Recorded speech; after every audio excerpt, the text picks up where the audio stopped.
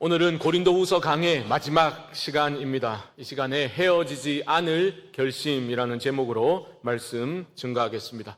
설교 제목이 왜 이러냐 이런 분들이 계실 수 있는데 영화 헤어질 결심을 살짝 비틀어서 그 설교 제목으로 정해보게 되었습니다. 왜냐하면 사도 바울의 경우를 보니까 이 고린도후서라는 편지 마지막 부분에 이르러서 그가 고린도 교인들을 향해서 그들과 결코 헤어지지 않을 그러한 결심, 헤어지지 않을 결심을 분명히 드러내고 있는 것처럼 그렇게 느껴졌기 때문입니다. 우리가 살펴보았듯이 바울은 고린도후서 마지막에 이르러서 내가 세 번째 이제 너희를 방문하겠다 그렇게 밝혔지 않습니까? 그리고 실제로 편지를 보낸 후에 사도 바울은 고린도 교회를 세 번째 방문하게 됩니다.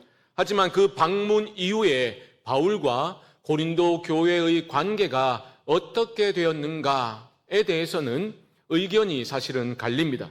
어떤 학자들은 고린도 교회와 바울의 관계가 완전히 회복되었다라고 보기도 하고요. 또 어떤 학자들은 그 관계의 회복은 극히 제한적이었고 그렇게 소원해진 관계로 바울은 그들과 이별하였을 것이다. 그렇게 주장을 하는 입장도 있습니다. 두 입장 모두 나름의 근거를 가지고 주장을 하는데요. 저는 그러한 입장 차이를 어떻게 살펴보려는 데 시간을 쓰려고 하지는 않습니다. 오히려 어떤 결말이 주어졌더라도 바울은 그 결과를 있는 그대로 수용하면서 믿음의 행보를 이어나갔을 것이다. 그 말씀을 여러분과 좀 나누고 싶은 겁니다. 이것은 곧 우리 앞에 주어진 우리의 그 생을 대하는 우리 성도의 태도를 어떻게 해야 할 것인가에 대해서 매우 중요한 가르침을 주고 있다고 저는 믿기 때문입니다. 먼저 오늘 본문은 곧 있을 세 번째 방문을 앞두고서 바울이 내가 두렵다 계속해서 두려움을 표출하는 것으로 시작하고 있습니다. 2절밖에 안 되는 이 짧은 말씀 안에서 사도 바울은 4번이나 반복해서 내가 두렵다라고 말하고 있거든요.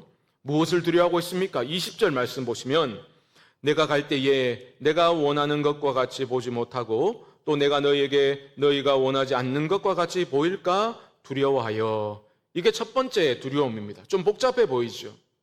이런 겁니다. 바울이 보기를 원했던 교인들의 모습은 어떤 모습이었겠습니까? 이미 디도를 통해서 듣기는 했지요. 바울이 눈물로 쓴 그 편지를 고린도 교인들이 읽고서 일부 교인들이 회개했다라는 소식을 전해 주었습니다. 하지만 바울은 잘 알고 있습니다. 그것은 소수의 사람들일 뿐이고 아직 회개하지 않은 사람들이 많이 있다는 것을 알고 있는 거죠. 그러니까 세 번째 방문을 앞두고 바울 마음 안에는 기대하는 마음 반, 두려운 마음 반 이렇게 차지하고 있는 거죠. 자신이 방문했을 때 고린도 교인 전체가 그 거짓 선생들과의 관계를 완전히 끊어버리고 참된 회개를 한 그런 모습을 바울은 기대하고 있는 거죠. 그런 모습 보지 못하게 될까 봐 내가 두렵다라고 말하는 거예요. 또 교인들 입장에서는 어떻습니까? 바울이 이렇게 말하잖아요. 또 내가 너에게 원하지 않는 것과 같이 보일까 두렵다. 이 말은 무엇이겠습니까? 바울이 눈물의 편지를 매우 강하게 책망하는 내용으로 채웠잖아요. 그러니까 이제 바울이 세 번째 방문했을 때 교인들이 기대하는 겁니다. 우리를 좀 따뜻하게 사랑으로 위로해 주기를 바라는 거죠. 근데 막상 도착했을 때 교인들이 여전히 돌이켜 회개하지 않았다면 바울이 어떻게 그냥 좋은 게 좋은 거다 이런 식으로 따뜻한 분위기를 만들어낼 수 있겠습니까? 그게 안 될까 봐 내가 두렵다 이렇게 두려움을 표현하고 있는 겁니다. 두 번째 두려움은 20절 중반절에 나오는데요. 보십시오. 또 다툼과 시기와 분냄과 당짓는 것과 비방과 수군거림과 거만함과 혼란이 있을까 두려워하고. 이런 교회 안에 여전히 분열의 문제들이 남아있을까 봐 내가 두렵다 바울이 말하고 있습니다. 21절 또한 보십시오. 또 내가 다시 갈 때에 내 하나님이 나를 너희 앞에서 낮추실까 두려워하고. 하나님이 나를 너희 앞에서 낮추실까 두렵다. 이 말은 무슨 말입니까? 두 번째, 그야말로 고통스러운 방문에서 바울이 정말 수치와 모욕을 공개적으로 겪었잖아요. 또 그런 일이 벌어질까 봐 바울이 두렵다. 만났는데 교인들에게 어떤 목회적인 기대가 무너지는 그런 모습을 보고서 크게 실망하게 되는 그런 상황을 바울은 하나님이 나를 낮추실까 두렵다. 이것이 세 번째 두려움인 거죠. 마지막 네 번째 두려움은 21절 하반절 보시면 또 내가 전에 죄를 지은 여러 사람의 그 행한 바 더러움과 음란함과 호색함을 회개하지 아니함 때문에 슬퍼할까 두려워하노라. 고린도 교회는 음란의 도시, 향락의 도시로 유명했습니다. 그러니까 여러분 고린도전서에도 교회 안에서 일어난 그 성적인 그 음행의 문제를 바울이 꽤 길게 다루는 것을 우리는 알고 있지 않습니까? 바울이 바로잡으려고 책망도 하고 또 실제로 어느 정도 효과가 나타나기도 했지만 다시 세 번째 방문했을 때 고린도 교인들이 여전히 그러한 문제에서 벗어나지 못하고 있는 모습을 보면 내가 그 모습 보고 슬퍼할까 두렵다. 네 번째 두려움을 표현했습니다. 여기서 우리는 무엇을 보게 됩니까? 참된 회개가 없이는 참된 은혜가 임할 수 없고 참된 회개가 없이는 공동체의 참된 회복과 부흥도 불가능하다라는 단순한 영적인 진리를 발견하게 됩니다. 바울이 말하는 그의 슬픔과 두려움은 어떠한 감정적인 차원의 문제가 아닙니다. 이것은 영적인 고통이죠. 그냥 인간적인 감정이 아니라 영적인 고통입니다. 교인들이 복음의 길에서 이탈해서 그릇된 길로, 멸망의 길로 치닫게 될까 봐 두려워하고 있는 겁니다.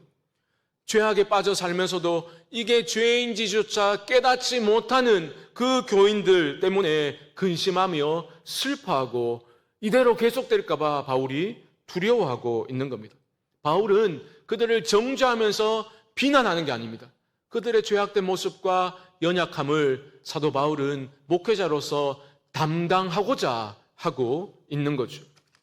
결국 바울이 교인들에게 보기를 원했던 것은 무엇이겠습니까? 참된 회개입니다.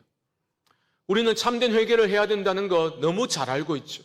익히 들어 알고 있습니다. 하지만 나의 내면을, 내 삶을 잘 성찰해 보면 우리는 죄를 짓고서 회개할 때조차 얼마나 자기 중심적이고 이기적인지 모릅니다. 회개할 때 내가 회개하지 아니하면 내가 쌓아놓은 소중한 것들을 하나님이 치실까 봐 두려워서 회개하죠.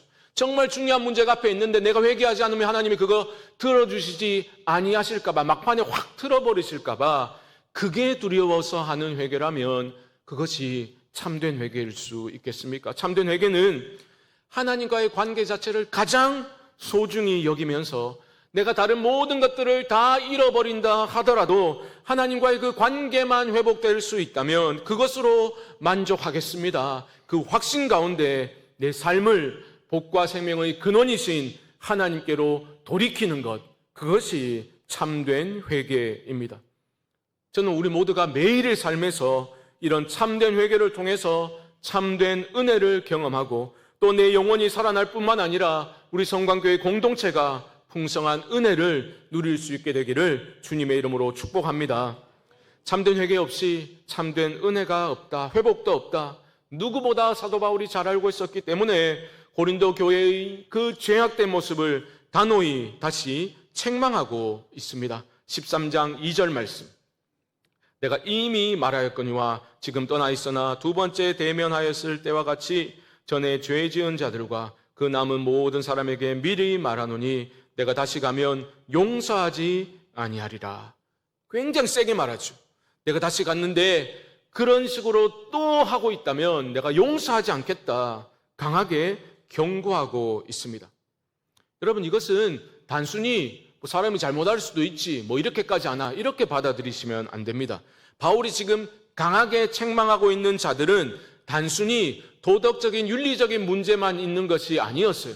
그것을 살펴보면 그들의 신앙이 잘못되어 있었던 겁니다. 그들의 신학이 잘못되어 있었던 겁니다. 잘못된 그릇된 삶은 잘못된 믿음과 잘못된 신학에서 나오는 것이기 때문입니다. 그들은 육체의 욕망에 굴복하고 이끌리는 삶을 살았죠. 거짓되고 어리석은 삶은 십자가 복음, 그 기독교의 참된 신학을 받아들이지 아니하고 거짓 선생들이 그렇게 주창했던 성공과 번영의 신학, 저급한 욕망을 부추기는 그러한 거짓 선생들의 신학에 물들었기 때문에 이런 그릇된 삶의 모습이 나타나게 된 겁니다. 3절 말씀 보십시오. 3절. 이는 그리스도께서 내 안에서 말씀하시는 증거를 너희가 구함이니 그는 너희에게 대하여 약하지 않고 도리어 너희 안에서 강하시니라. 무슨 말이냐면 거짓 선생들의 사설에 넘어간 교인들이 바울을 향해서 어떤 요구를 한 겁니다. 무슨 요구냐? 그리스도께서 당신 안에서 말씀하고 계시다는 그 증거를 한번 우리에게 보여주십시오. 이렇게 요구를 했다는 거예요. 왜 이런 요구를 했을까요? 바울이 믿음직스럽지 않으니까 그런 거예요. 왜 그들은 바울을 신뢰하지 못했을까요? 바울이 고난당하는 그의 약함 때문이었습니다. 아니, 하나님이 사도로 세우셨다면 하나님 능력 주시고 승리하게 하셔야지, 일이 잘 풀리게 하셔야지, 왜 하는 일마다 저렇게 고난을 겪느냐? 사도의 권위가 없는 거 아니야? 뭔가 잘못된 거 아니야? 은혜가 없는 거 아니야? 이런 식으로 의심을 했다는 거예요. 그러니까 이런 요구까지 하게 된 거죠. 그리스도께서 당신 안에서 말씀하고 계시다는 증거를 한번 보여주십시오. 이런 요구까지 하게 된 겁니다. 이미 우리가 살펴보았지만 이것은 그들의 잘못된 신학을 보여주고 있는 거죠. 하지만 바울은 그 모든 고난과 약함을 오히려 내가 자랑한다라고 말했지 않습니까? 12장 9절 말씀 다시 한번 보십시오. 우리 이 핵심 구절인데 함께 한번 읽어봅시다. 시작. 나에게 이르시기를 내 은혜가 내게 족하도다. 이는 내 능력이 약한 데서 온전하여짐이라 하신지라. 그러므로 도리어 크게 기뻐함으로 나의 여러 약한 것들에 대하여 자랑하리니 이는 그리스도의 능력이 내게 머물게 하려 함이라. 아멘. 여러분, 이 12장 9절 말씀이 고린도후서 전체의 핵심이라고 보시면 됩니다. 주님의 능력이, 내 능력이 중요한 게 아니라 주님의 능력이 바울의 약함 속에서 온전하여진 겁니다. 그래서 바울이 이 약함을 감추려고 들지 않고 나의 여러 약한 것들에 대하여 나는 자랑하겠다라고 담대히 선언하게 된 거죠. 어리석은 교인들은 그 바울의 약함을 보고서 그리스도께서 당신 안에 말씀하시고 계시다는 증거를 좀 보여주십시오라고 말했지만 바울은 그들을 향해서 이렇게 대답합니다. 13장 4절 말씀. 그리스도께서 약하심으로 십자가에 못 박히셨으나 하나님의 능력으로 살아계시니 우리도 그 안에서 약하나 너희에게 대하여 하나님의 능력으로 그와 함께 살리라. 십자가를 말하는 거죠. 십자가에 달린 그리스도는 그야말로 가장 무기력한 모습, 가장 약한 모습으로 보여지죠. 하지만 그 무기력과 약함을 통해서 하나님은 가장 강력한 구원의 역사를 이끌어내셨지 않습니까? 그러니까 이 고난, 이 십자가를 건너뛰고서 부활의 영광과 그 능력만을 취하려고 하는 거짓 사도들과 그의 추종자들을 향해서 바울은 이 십자가의 신학을 말하는 겁니다. 약함 속의 강함이라는 기독교 역설의 최고봉을 지시하게 되는 거죠. 여러분, 이러면 안 되잖아요. 왜 바울에게 이런 요구를 합니까? 왜 증거를 보여달라고 합니까? 사실 그들 자신이 증거 아닙니까? 바울이 고린도로 들어갔잖아요. 그들에게 복음을 전했잖아요. 그리고 그들이 예수 믿고 그곳에 하나님의 교회를 세웠지 않습니까? 그들 자신이 증거인 거예요. 그런데 왜 이런 요구를 하고 있냐는 겁니다. 그래서 바울은 증거를 제시하는 대신에 되묻고 있는 거죠. 5절 말씀 보십시오. 너희는 믿음 안에 있는가 너희 자신을 시험하고 너희 자신을 확증하라. 예수 그리스도께서 너희 안에 계신 줄을 너희가 스스로 알지 못하느냐. 그렇지 않으면 너희는 버림받은 자니라. 야, 나에게 증거를 보여달라고 할 게 아니라 정말 너희 안에 믿음이 있는지, 너희 안에 예수가 있는지 그것을 점검해 봐야 되는 거 아니야? 이거 확신하지 못하면 너희는 버림받은 자야. 바울이 말하고 있는 겁니다. 이것은 그들을 정죄하는 게 아닙니다. 책망하고 있지만 애끓는 사랑으로 교인들이 돌이켜 회개하여 구원 얻기를 간절히 바라고 있는 거죠. 버림받은 자가 아니라 옳은 자로 드러나기를 간절히 바라면서 바울이 지금 교인들을 향해서 호소하고 있는 겁니다. 바울이 바라는 게 뭡니까? 바라는 건 단 한 가지예요. 교인들이 주 안에서 온전히 바로 서는 것, 바로 그것이었습니다. 9절 말씀이 그것을 말하죠. 9절 보십시오. 우리가 약할 때에 너희가 강한 것을 기뻐하고 또 이것을 위하여 구하니 곧 너희가 온전하게 되는 것이라. 바로 이겁니다.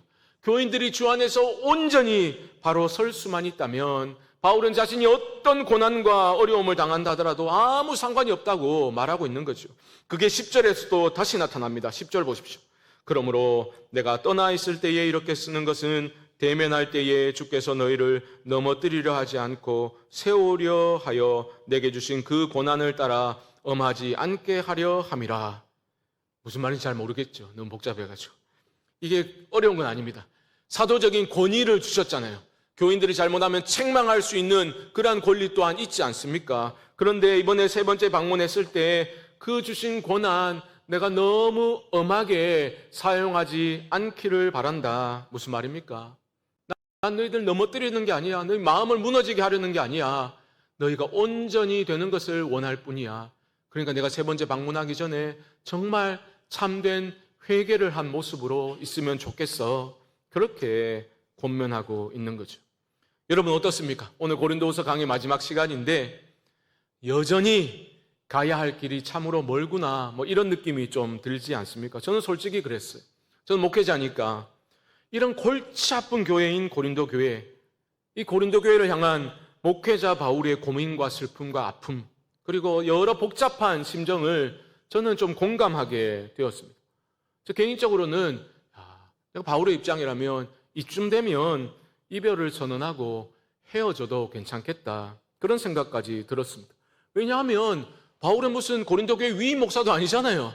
복음의 불모지들이 수없이 지금 자신 앞에 기다리고 있습니다.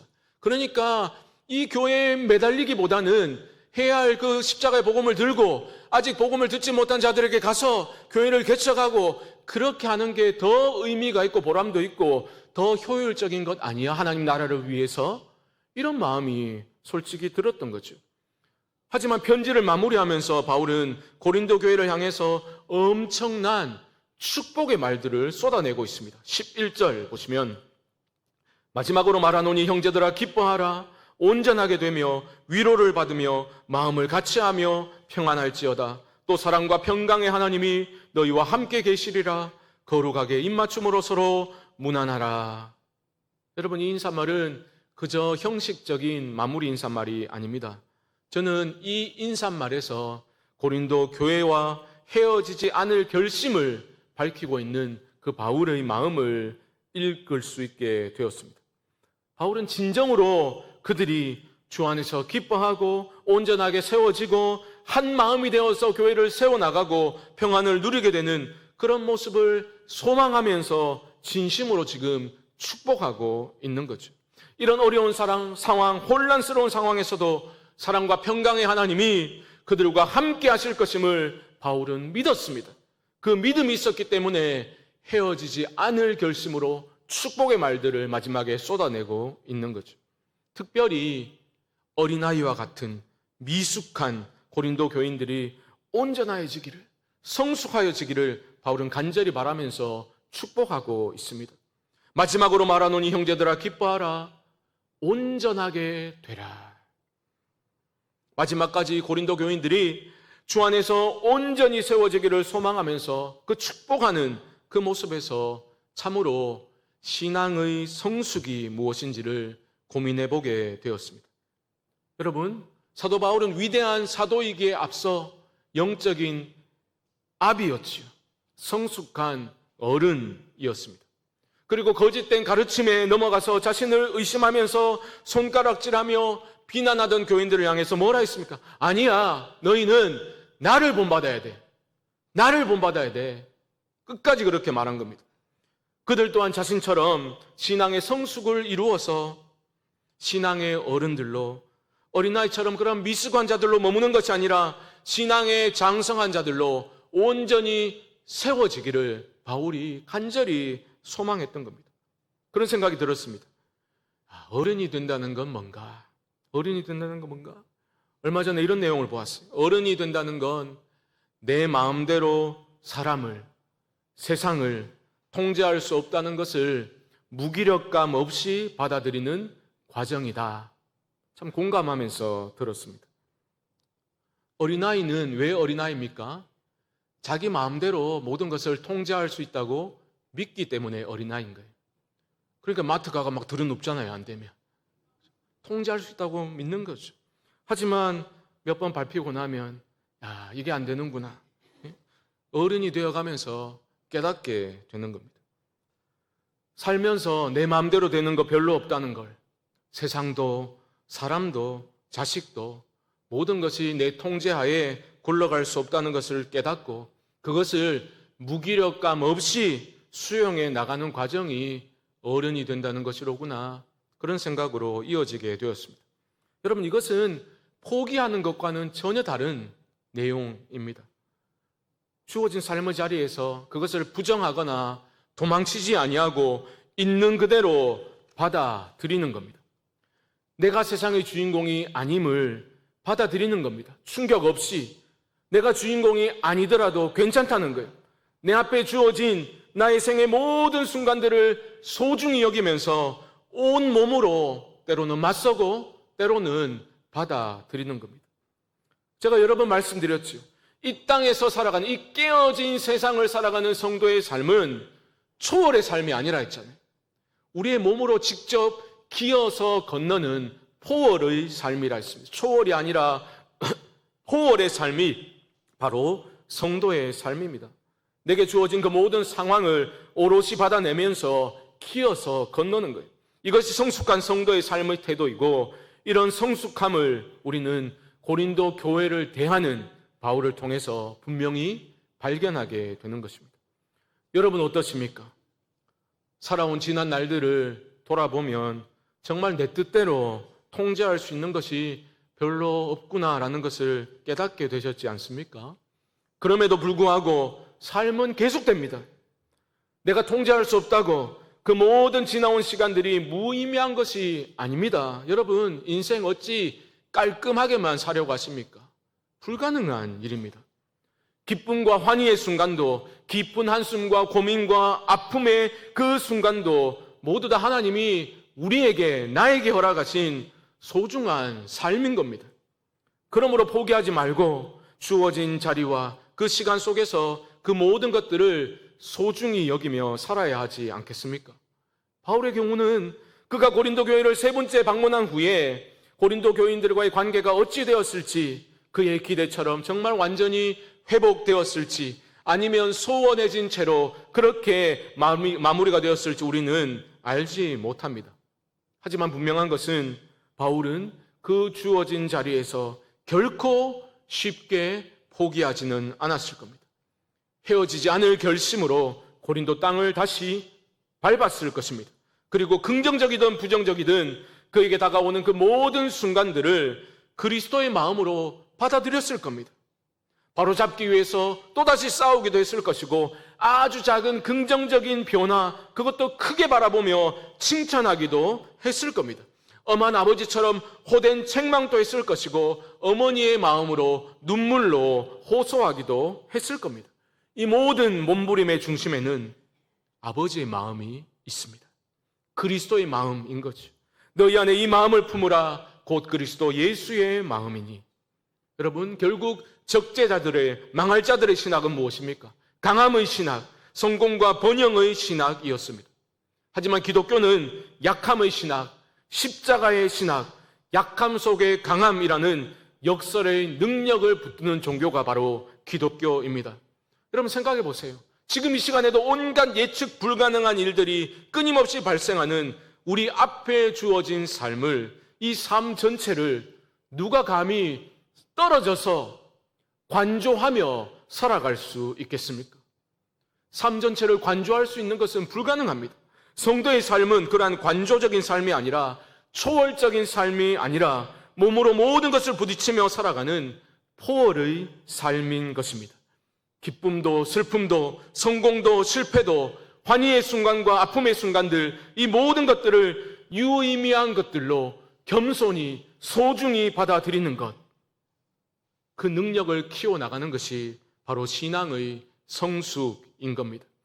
이게 진정한 강함이요, 이것이 십자가의 복음의 능력이고 우리를 향한 하나님의 뜻과 계획인 것입니다.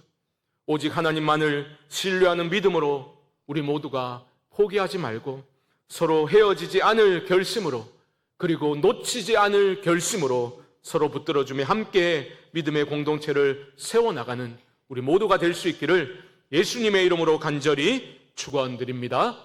지금은 우리 주 예수 그리스도의 크신 은혜와 하나님 아버지의 무한하신 사랑하심과 성령님의 감동 감화 위로 교통하심의 역사가 고린도후서 말씀을 통해서 내게 주신 하나님의 음성을 듣고 주의 몸된 교회를 사랑하고 또 헤어지지 않을 결심으로 서로 붙들어 줄 결심으로 그렇게 주님의 몸된 교회를 세워나가겠다고 결심하는 사랑하는 성도님들의 심령 가운데 주의 몸된 교회 위에 지금부터 영원토록 함께 있을지어다. 아멘.